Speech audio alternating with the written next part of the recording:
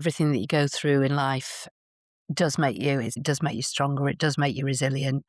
You do learn all the time. I choose based on enjoyment and fulfillment. And I still wrestle with the chewy bits because there's no denying business is chewy. Life's chewy. Relationships are chewy. But I think if you come back to surrounding yourself with really good people is, to me, the absolute essence. And maybe there needs to be a little bit of strength to remove yourself from people that don't help you, that might be detrimental to you, to your spirit. Welcome to What Was, What Next. This is a podcast about the seasons of change that shape our lives. I'm Hina Thacker, and in each episode, I sit down with someone who has stepped away from what once was, be it a career, a role, a relationship, an identity, and is now finding their way through the uncertain space of what comes next. These are not stories of perfect reinvention. They're honest conversations about the in-between seasons, the moments when the old life no longer fits and the new one hasn't fully formed. If you're navigating a transition of your own, you're not alone here. There are many of us who have navigated through those same waters. So let's begin the conversation for today.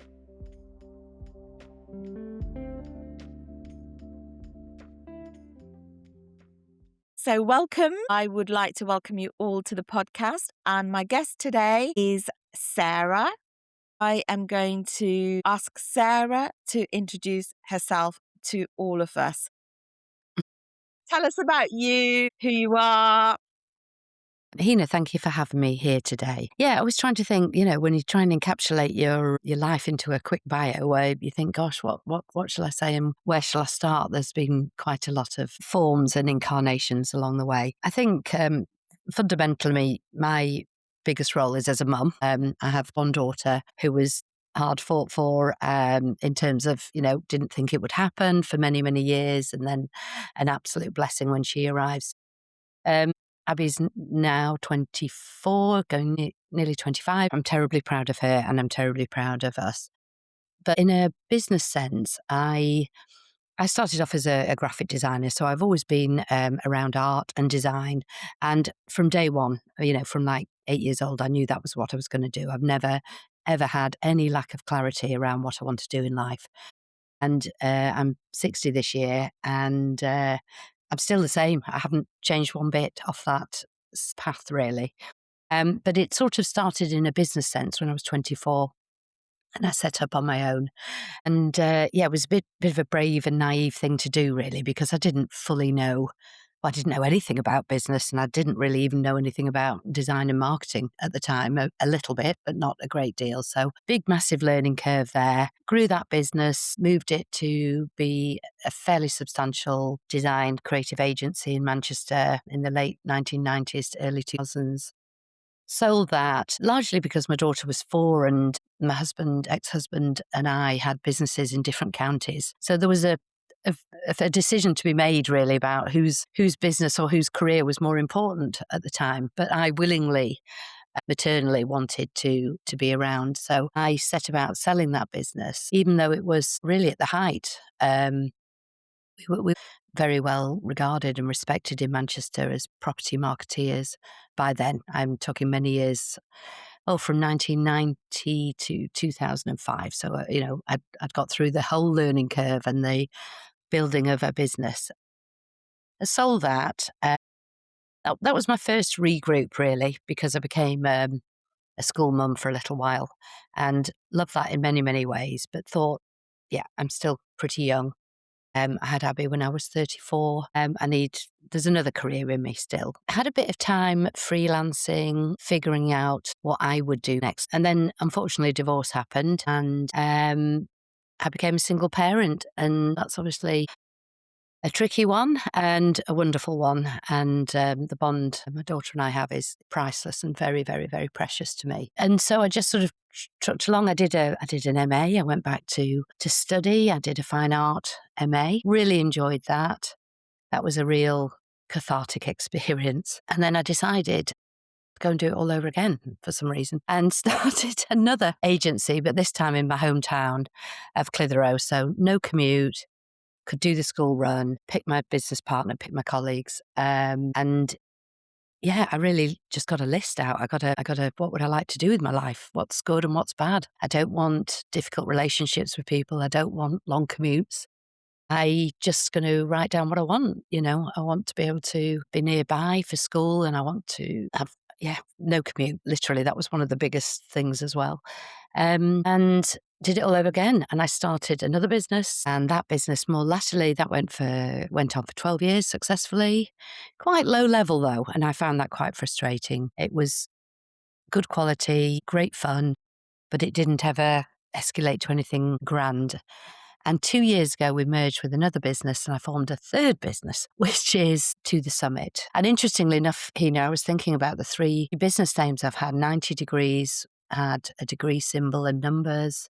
Latitude and Longitude, the art gallery that paired with the marketing business, had coordinates. And you'll recall coming to the studio and seeing them on the roof, on the ceiling. And now To the Summit is all about a destination, a journey, Mm, coordinates, a route, terrain, many things around like that, sort of yeah. Yeah. going forward, going towards something. And for some reason, coordinates seem to underpin that. Hadn't really Yeah. realized that till I thought about it. Yeah. And now I think, yeah, I'm in a place where I've been able to come back to me and my time a bit more. Got a lovely partner now who's very, very supportive. My daughter's in London, so we're all doing our own thing, but nicely together. And yeah, it's given me the time to think. I've still got the energy and the enthusiasm and the motivation to build something. And I question why I should really at nearly 60 and retirement and that big question. And I fundamentally feel that I need to be busy. I don't know. Am I still trying to prove things to myself? Am I still trying to prove I'm valid? I think I've kind of battled limiting beliefs quite a lot of my life. And I have been frustrated in my career that I've never got it to the height that I feel. I don't know if I was going to say I was deserved, but that sounds dreadful, really. Just to reflect the time and the work and the struggle to get it somewhere. And I can honestly say, bizarrely, I've never felt more in my stride in my career. I feel it's unbelievable. I don't even know why. I've been at drink stews with friends and they go, "God, you don't want to retire? Why on earth are you doing it?" And they're quite big questions to ask yourself, really, aren't they? I do like a purpose. Your journey up to now in life has been very colourful, is the word to describe it, in the sense that you have been through business launches and, um, personal relationship transitions.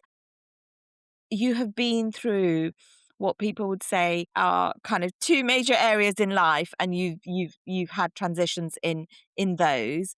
And now you've just said to me, I feel so in my stride. I feel so energized. So tell me about this space that you find yourself in now. So everything that you've told us, if we think about that as what was, and what's next for you as you're on the threshold of your 60th birthday.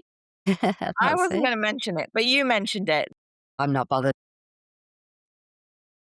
You're in this wonderful place. The questions that you're asking yourself, Yeah. why am I so enthusiastic? I personally I think that's fantastic, and I certainly wanna be you when I grow up, and not Gotta be pointing to kidding. the fact that I'm younger than you, Sarah, Yeah, or you are. anything like You that. are. But No, tell you are. me what. I think it's around enjoyment. Yeah, Think I wouldn't do gosh, honestly, everything that you go through in life does make you it's a cliche to say, but it does make you stronger, it does make you resilient. You do learn all the time. I still love learning. I think for me now, everything I choose is based on enjoyment and fulfillment. And I still wrestle with the chewy bits because there's no denying business is chewy. Life's chewy. Relationships are chewy. Everything can be, can't it? But I think if you come back to surrounding yourself with really good people is to me the absolute essence. And maybe there needs to be a little bit of strength to remove yourself from people that don't help you, that might be detrimental to your spirit. Because as you know, I work on quite high energy. People are always telling me to slow down, do less, relax more. And I'm getting better at it. I'm not fully there yet, but I am getting better at that. And I do see the value very, very much in sitting quietly and reflecting and letting creativity come forward, letting ideas come forward. Massive, massive, big part of my life is strategy, particularly at work and helping other business leaders. And yet, fundamentally, I want to make a difference still. And all the people around me want to make a difference. I know that they're good souls who care about people. And I suppose the way we do it, obviously, we have charity arms and we're massively supportive of Blackburn Youth Zone, which is our local youth centre, which is an amazing charity, and other things. Fundamentally, every client, every person walks through the door. We've got YAB, Your Affordable Board, which is our peer-to-peer support group for solo, small to medium enterprises and just helping them with everything anybody in our organisation has learned. There's a thing that, you go to give, you don't go to take. You just, Mm, you go and help. mm, You answer questions, you support. You can do one-to-ones afterwards that help people. So I suppose it's all around just being around really good people, mm. doing doing what you hope is good. If I can help a business that might be struggling or difficulty or frustration through my line of work is strategic marketing, creative consultancy, business support. If I can help in any way, that fulfills me. Probably more than anything is helping people. I Yeah. don't want to sound like a saint or anything, but I'm not. It's just fulfilling, and That's your driver, Sarah, I it's guess. my driver. Transformation in people is probably what keeps me doing this, and it's fascinating. People are fascinating. Yeah.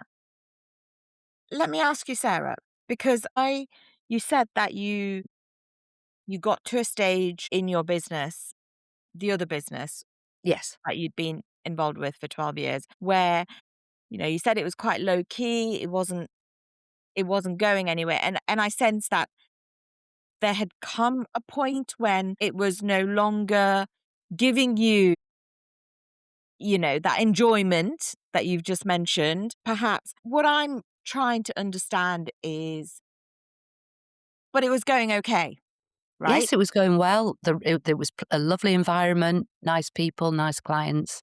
It wasn't growing really. It wasn't growing. It wasn't scaling. It was just trucking along nicely.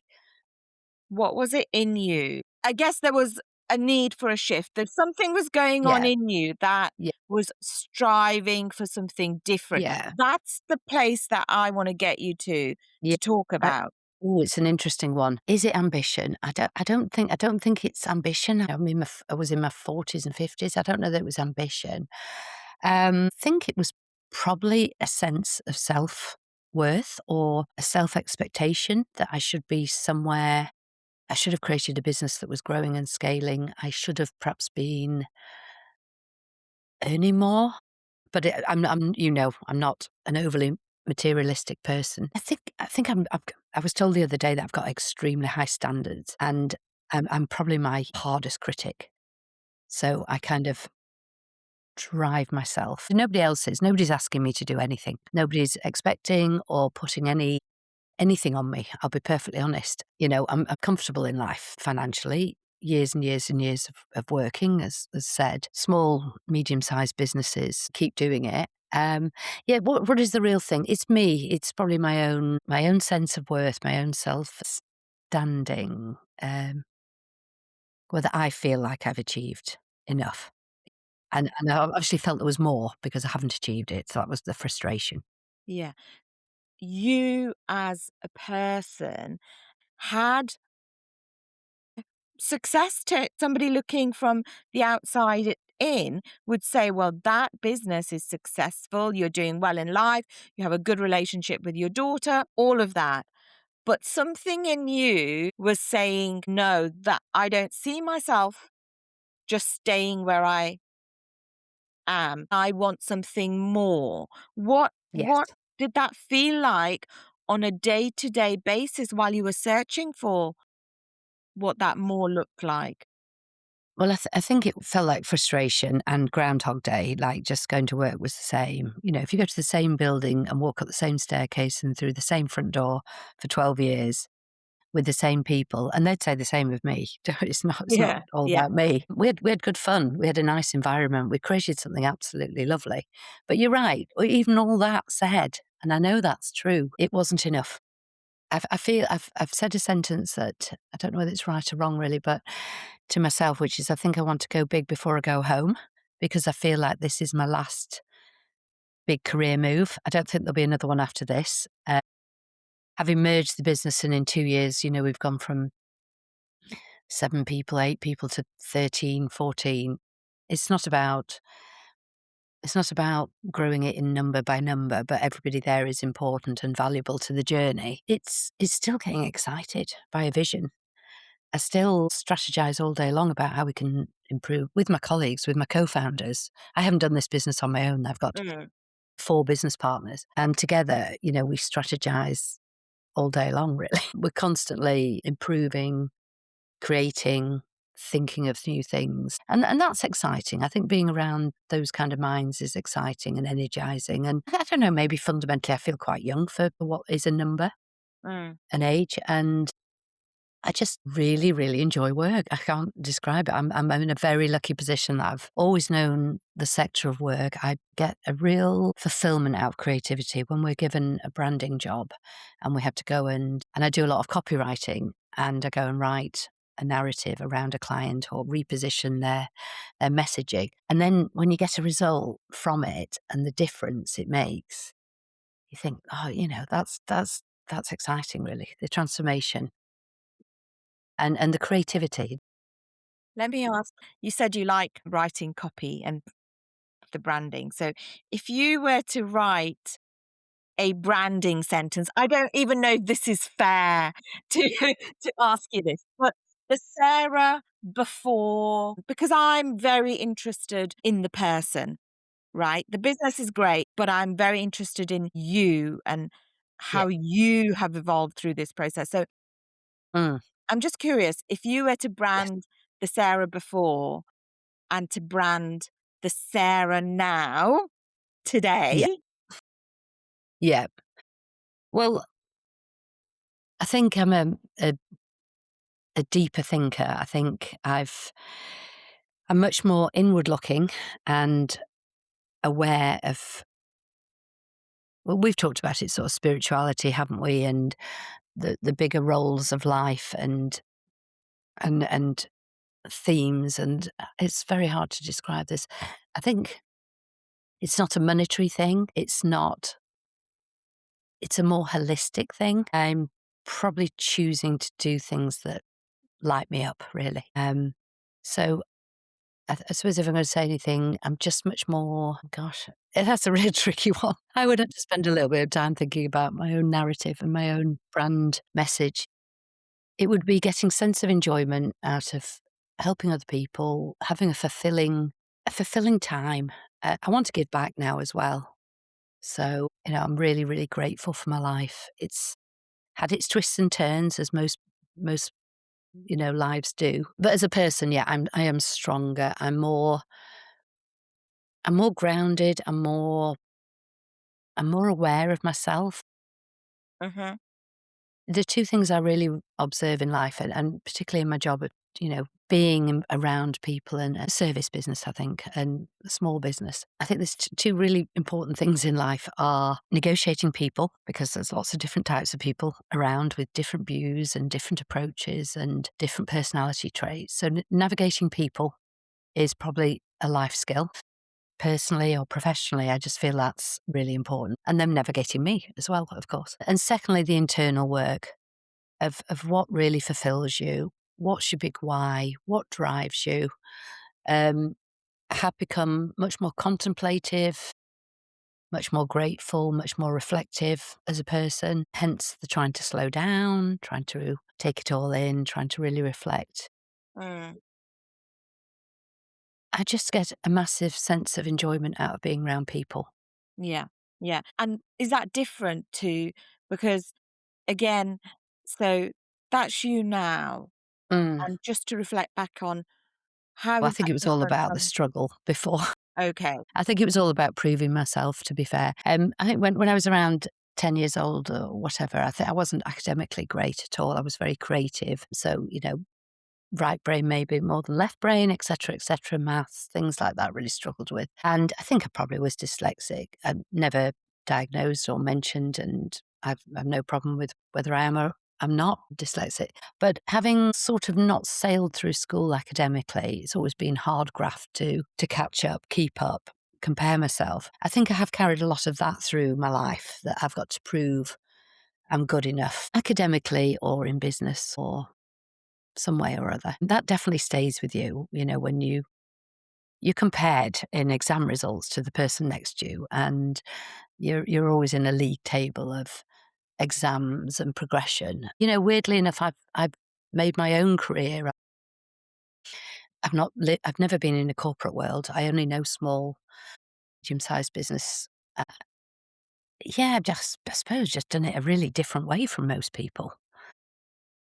It occurred to me the other day that really since 24, I've made my own salary every month since then, my entire life, which I'm pretty proud of, to be fair, because I haven't had investment or backing in any way whatsoever. It's been small growth and reinvestment and that kind of thing. So, yeah, am I still trying to prove myself? I do ask myself that. Am I still trying to Mm, prove I'm good enough at things? mm, I think it's quite a central theme for a number of people, whether they feel they are yeah. or aren't good enough, and by whose standards, and, worrying about. I have without questions earlier in my life, definitely, much more so than now, but worried about what people think of me. Mm, So I think that does make you strive quite a bit. You question why you're not more relaxed and why that should matter, and you should do something about that. yeah, yeah. It's very interesting to me that we often talk about things like charge what you're worth. Yes. And I would love to flip that narrative a little bit and say to people, it's about charging for value, because it's the value you bring to your client.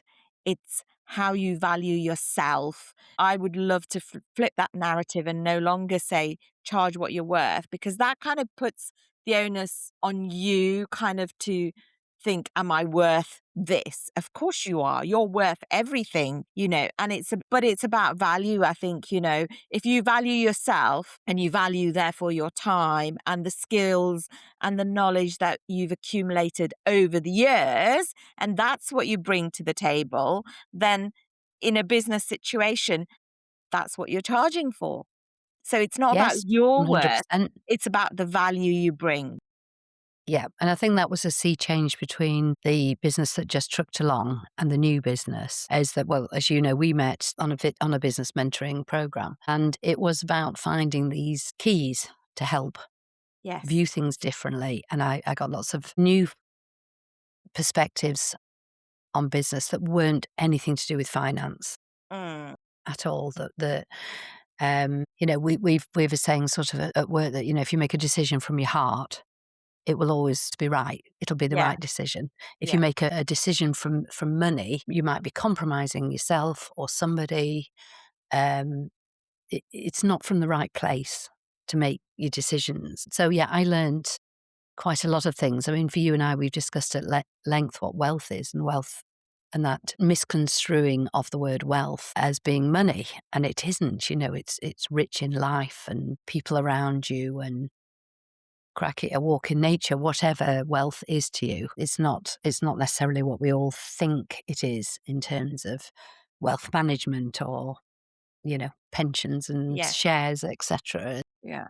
I've learned a lot of those really, really good philosophies along the way as well that I think really do shape you. And if you're open to new thoughts and new ideas and listening to people and their take on life, that's how I find people are fascinating. Just different points of view, different ways of looking or coping with the world, and things you can bring to your business, things you can bring to your life, all of it. The massive gratitude for, hopefully just being healthy and having people around you. And those are the big things, aren't they? The huge, huge things.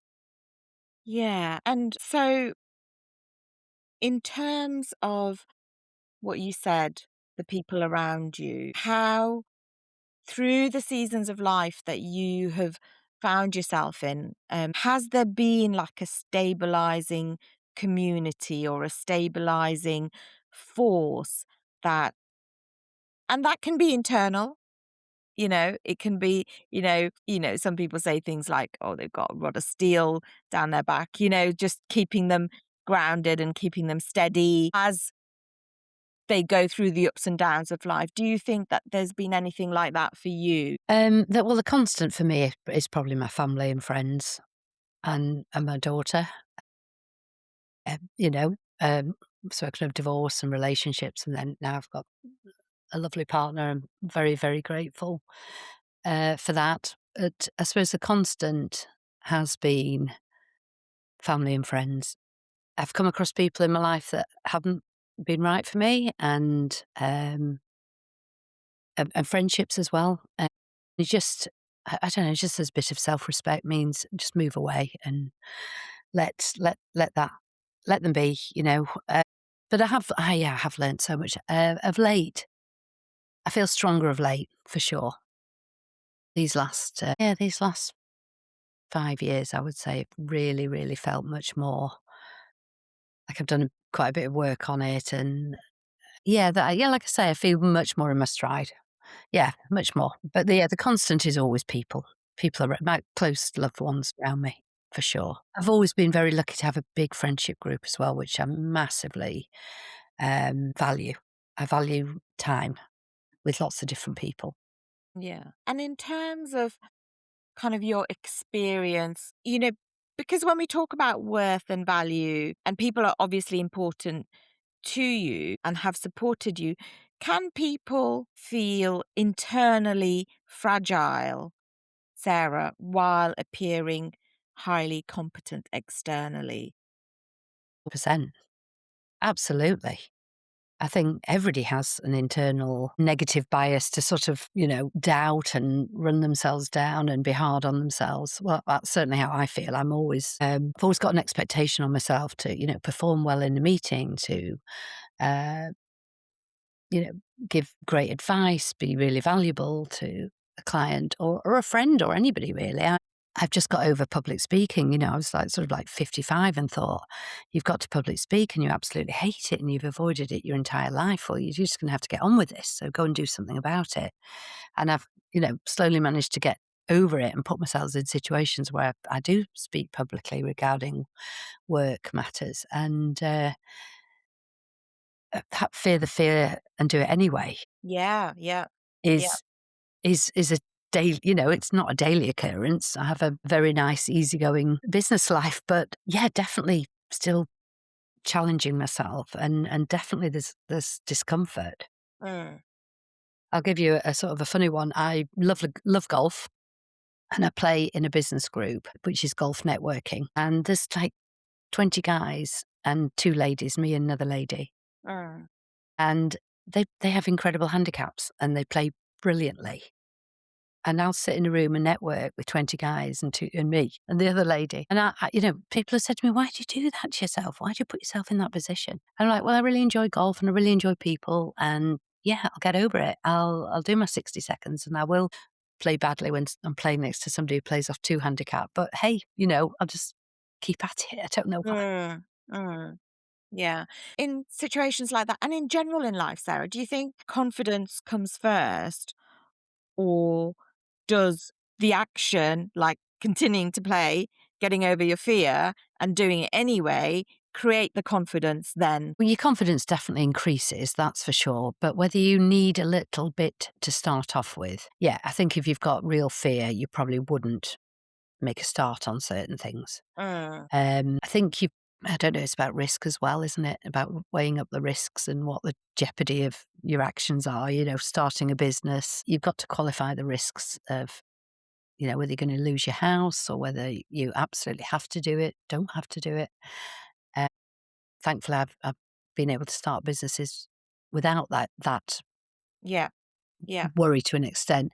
But yeah, no, I think you need an element of confidence to start. To be fair, or else, yes, you'd probably run for the hills. It's just, Sarah, I absolutely adore you, as you know, and I think Likewise. and I think one of the things that I really admire and talking today, and with you has really reinforced that, is that you actually are a very courageous person.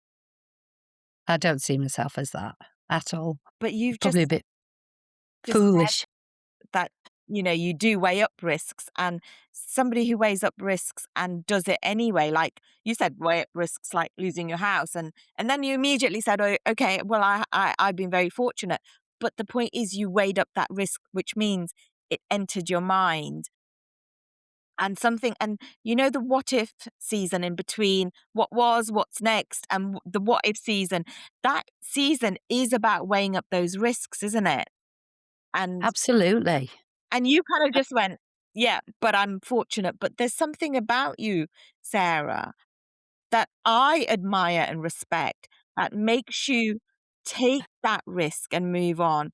And I just wonder if you can articulate that for yourself. Well, I hugely admire you, and I have learnt a great deal from you, Hina, and you've been very instrumental in my journey since we met in 2018. Massive help. I've leaned on you for some of these big decisions, haven't I, to ask your point of view, and it's been massively helpful. Going forward, courageous is that? Oh, and I don't really feel courageous at all. I suppose I've realised I can take quite a lot. I can push myself quite far. And life's lessons. Divorce, without question, was the worst, most agonizingly horrible thing I've done in my life. And it's taken me a long time to get over it. You know, self torture, self reflection. Maybe it didn't need to be as painful as it was. But having gone through something like that, you can contextualize that these other things are not quite as bad as that. You just kind of, in comparison, it's just not that bad. It's just not that big a deal. And I just think you've always got to just get on and try it. I'm not a big one for procrastinating. I'm very much like, I've had an idea, I'm going to do it. And I firmly believe I won't fail naively. That's not to say it's easy or it's a given, but I just feel I'll do so many things to make it succeed. I'm very single-minded when it comes to work. I'm less so when it comes to exercise well, no, I'm very disciplined with that, but there's just some things. I think a very big thing is focus. And if you decide and truly believe in something and you focus on it, you will achieve it. And I think that's true of absolutely everybody. It's not about skill sets. It's not about, because everybody has their one little bit of genius, don't they? Doesn't matter what it is. If you just find the one thing that ignites your soul a bit and makes you happy, fulfilled, is worthwhile, then go for it with everything, with your focus, and do all those small little steps to get you nearer and nearer to where you want to go. So yeah, it can take years, absolutely years. As I said at the beginning, really, I feel I'm in a better place in my career now, nearly 60, much more fulfilled, ignited, interested, much more using my skill set better than I've ever been. Yeah, it's bizarre that really. It sounds to me like, Sarah, that currently where you are, you have arrived, you have landed at that next stage where you're now doing the work that you're doing because it makes you happy, because you feel you are helping other people. And it does seem to light you up now. So that's wonderful to hear. And the last little bit, where you said, just if you want to do something, do it with give it your full focus and just do it. What's a really good nugget to leave the listeners with?